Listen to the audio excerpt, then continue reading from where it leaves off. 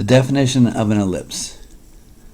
An ellipse is a set of all points whose distance to two fixed points, called the foci, sum to a constant number. They add up to a constant number. So let's say you had a string and you anchored it onto focus 1 here and onto focus 2 here. Then you took your pencil and took up the slack to stretch it till it was taut right here. So the string went from here to the pencil back to there. And then you move the pencil. It would trace out this ellipse, as I'm going to show you in a few moments in an applet. While you're watching the applet, notice that this number 16 never changes. That's the length of the string. And as we're going around, that length never changes because the ends of the string are pinned down to these foci. Okay, so here's the applet. Notice that number 16 up there for PF1 plus PF2. That's 16. That's never going to change. So we grab our pencil and we keep the string with no slack in it and we move it around. See how it's creating the ellipse as we go around like that. Okay. Notice in particular this point right here where P is all the way over to the left side.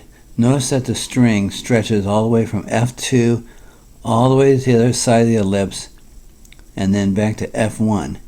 So that tells you that the length of the string is all the way across the ellipse. The distance across the ellipse in this long direction is equal to the length of the string. So you have here, it goes all the way over to here and back to here. So it's all the way over plus a little bit more back, which is the same as this part. So the distance from this edge of the ellipse all the way across is the length of the string. Now, the line through the foci, that's this line here, intersects the ellipse at 2 points, and they're called the vertices. So that's this point over here. That's one vertice, and here's another vertice.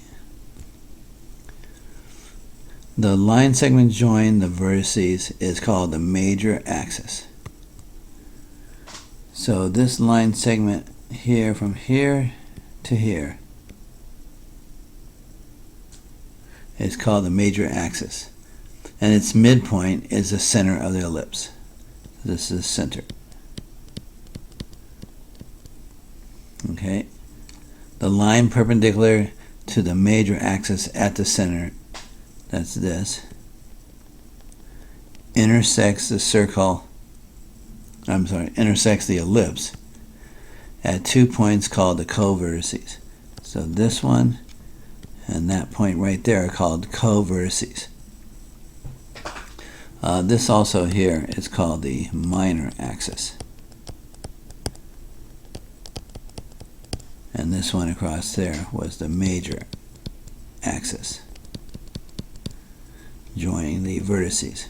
So the minor axis joins the co-vertices in the short direction, and the major axis joins the vertices in the long direction. Now, as I pointed out when I was going over that applet, the length of the major axis is the length of the string, the creating string. In other words, the length of the major axis, which is from here to here, is the sum of the two distances from the point to focus 1 and from the point to focus 2. So this major axis length is equal to this distance plus that distance. And I showed why that was. And if you want to see that one more time, it's because of this. When you're at focus 2 and you go over to the ellipse and come back, you can see that if you were actually here at this vertice, you'd be going all the way over there and then back a little bit to here. Well, that's the same as this over here. So that would fill up this whole length there. So the length of the major axis is indeed the sum of the two distances from a point to each of the foci. On the next video, we're going to show what the equation for the ellipse is and how it's obtained originally from this geometric definition that we have here.